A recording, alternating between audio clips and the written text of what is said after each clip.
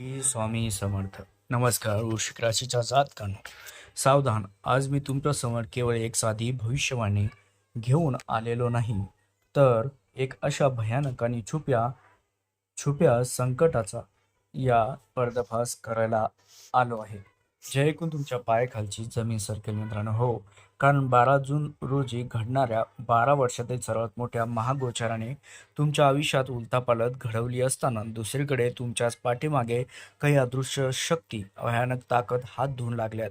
तुमच्या सुखावर, पैशावर आणि प्रगतीवर मागून गुप्तवार करण्यात आला असून तुम्हाला तुमच्या यशाच्या शिखरावरून थेट खाली खेचण्याचा असा अतिशय क्रूर व जीवघेणा कट रचला जातोय.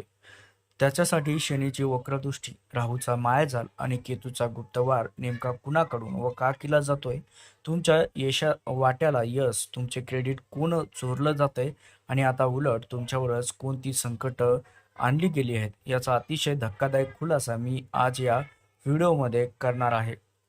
लक्षात घ्या मित्रांनो, या चक्रव्यूहातून बाहेर पडण्यासाठी या अन्यायाविरुद्ध मी महादेवाच्या चरणी कोणती शपथ घेतली आहे हे जर तुम्हाला जाणून घ्यायचे असेल तर हा व्हिडिओ एक सेकंदही स्किप न करता शेवटपर्यंत बघा. कारण आज जर तुम्ही ही मिस केली तर भविष्यात येणाऱ्या एका मोठ्या विनाशाची पूर्वकल्पना तुम्ही गमावून बसाल.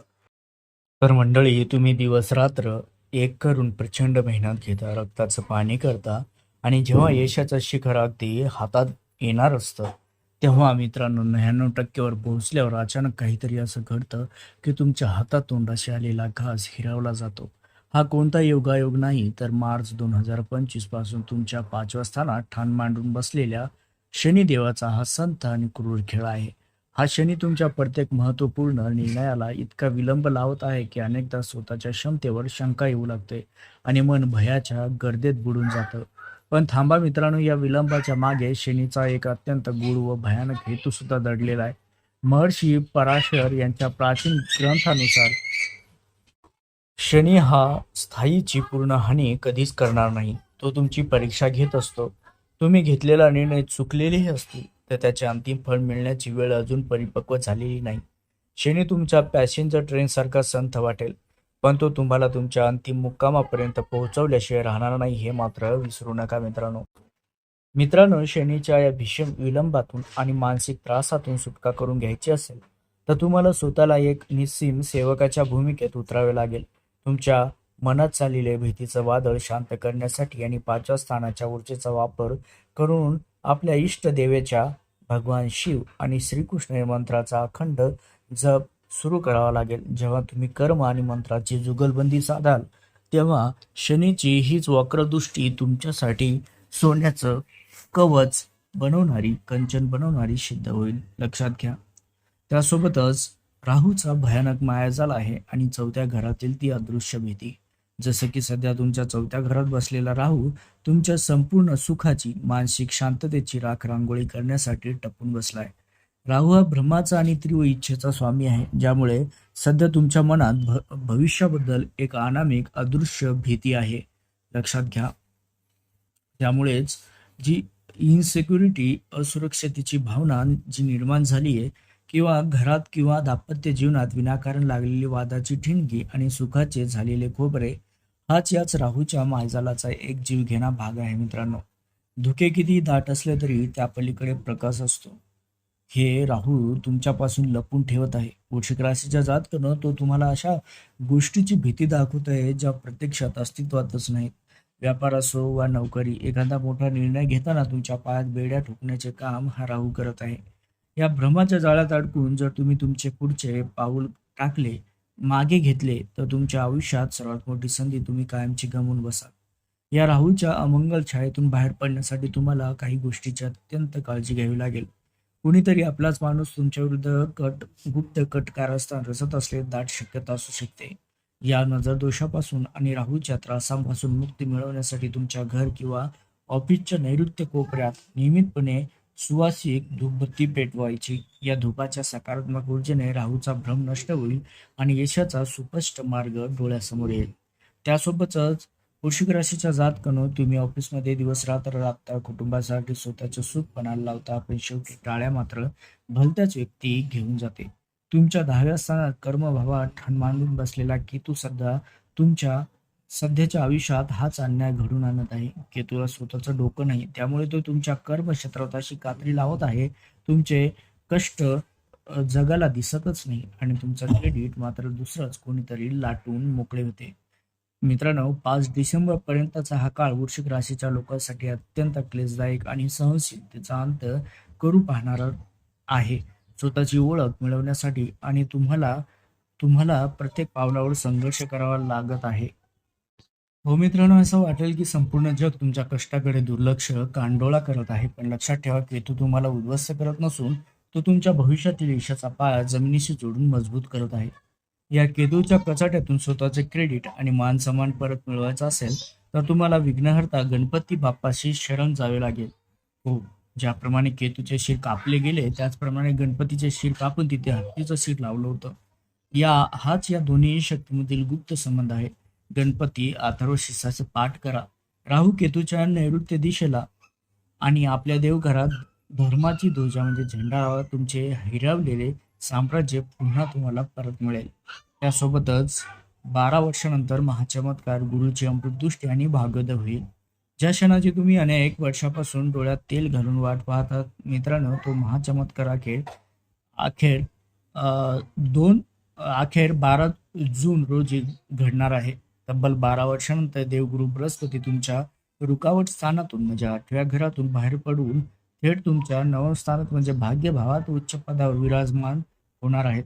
हा वृश्चिक राशीच्या इतिहासातील सर्वात मोठा टर्निंग पॉईंट आहे, जिथून तुमच्या नशिबाचे बंद दरवाजे एकामागून एक धडाधड उघडतील. शनी जर तुमची कठोर परीक्षा घेत असेल तर गुरु माऊली आता तुम्हाला त्या प्रत्येक त्रासातून मुक्त करायला धावून येणार आहे. गुरुची 5वी साक्षात अमृतदृष्टी थेट तुमच्या वृश्चिक राशीवरती पडत आहे. आणि मित्रांनो, याचाच अर्थ की आतापर्यंत तुमच्या झालेल्या अन्यायाचे, कष्टाचे, अपमानाचे सगळ्याच परतफेड करण्याची वेळ आली आहे. लक्षात घ्या, तुमच्या संपूर्ण आयुष्यावर जणू गांज गंजा गंजा जलाचा शिडकाव झाला आहे, गंगा जलाचा. त्यामुळे जुने कर्ज, आजारपण आणि कोर्ट कचेऱ्याचे प्रश्नही लवकरच गुरु उच्च राशीत असल्यामुळे तुम्हाला राजा बनवण्यासाठी सज्ज आहे. पण त्याची शुभ फळे पूर्णपणे पदरात पाडून घेण्यासाठी तुम्हाला स्वतःमध्ये सात्विकता बाळगावी लागेल. जून ते ऑक्टोबर या कालावधीत कोणत्याही एका धार्मिक तीर्थक्षेत्राची यात्रा आवर्जून करा. वडीलधाऱ्यांचा आणि ब्राह्मणांचा आशीर्वाद घ्या, कारण 9 स्थानातील गुरु या धार्मिक कर्माने इतका बलवान होईल की शनी व राहूचे सर्व शुभ प्रभाव क्षणार्धात भस्मसात होईल.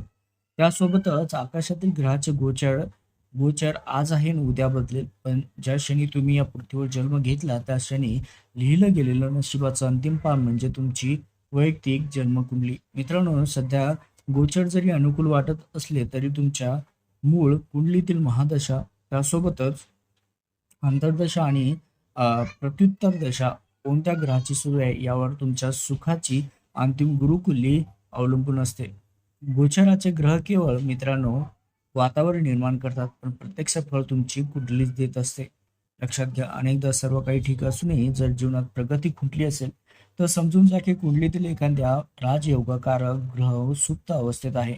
त्याला जागृत करण्याची गरज आहे. त्यासाठी तुम्हाला कोणता रंग भाग्यवान ठरेल, कोणत्या वारी तुम्ही मोठे व्यवहार केले पाहिजे आणि सर्वात महत्त्वाचे म्हणजे तुमच्या आयुष्यासाठी पारसरत्न ठरणारे नेमके रत्न कोणते हे परिधान करताच तुमच्या दारिद्र्याचा कायमचा नाश होईल. हे रहस्य केवळ तुमची जन्मपत्रिका सांगू शकते.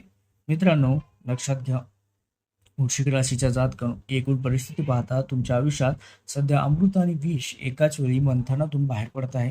शनीचा विलंब, राहूचा भ्रम असो किंवा केतूचा छुपा वार तुम्हाला थकवण्यासाठी आलाय, तर गुरुचे उच्चासन तुम्हाला अथांग यश देण्यासाठी आले.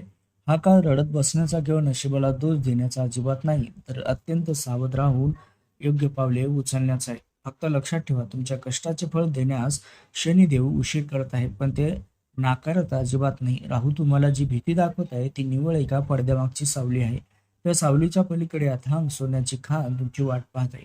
शत्रू किती पराक्रमी असला किंवा तुमच्या विरुद्ध किती गुप्त षडयंत्र रचले जात असले तरी तुम्ही गुरुची अमृतदृष्टी चे कवच दृष्टी हेच तुमचे कवच बनवून उभे राहतील. लक्षात घ्या.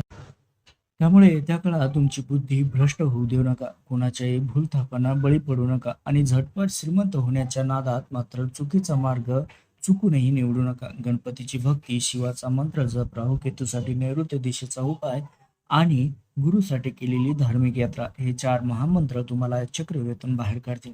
नियतीने तुमच्या राज्याभिषेकाची तयारी केली. फक्त संयम ठेवा आणि विजयासाठी सज्ज व्हा. वृश्चिक राशीच्या जातकांनो, सध्या तुमच्यावर आलेल्या त्या संकटाच्या काळ्या सावलीतून आणि छुप्या शत्रूच्या त्रासातून मुक्त होण्यासाठी आत्ताच्या व्हिडिओला जास्तीत जास्त लाईक करा आणि आपल्या चॅनलला सबस्क्राईब देखील नक्की करा. कमेंट बॉक्समध्ये पूर्ण श्रद्धेने हर हर महादेव, महादेव कृपा ठेवा, सर्व संकट दूर करा असे लिहा. महादेवाच्या अथांग कृपेने तुमच्या आयुष्यातील सर्व अडचणी व संकटे नक्कीच दूर होतील.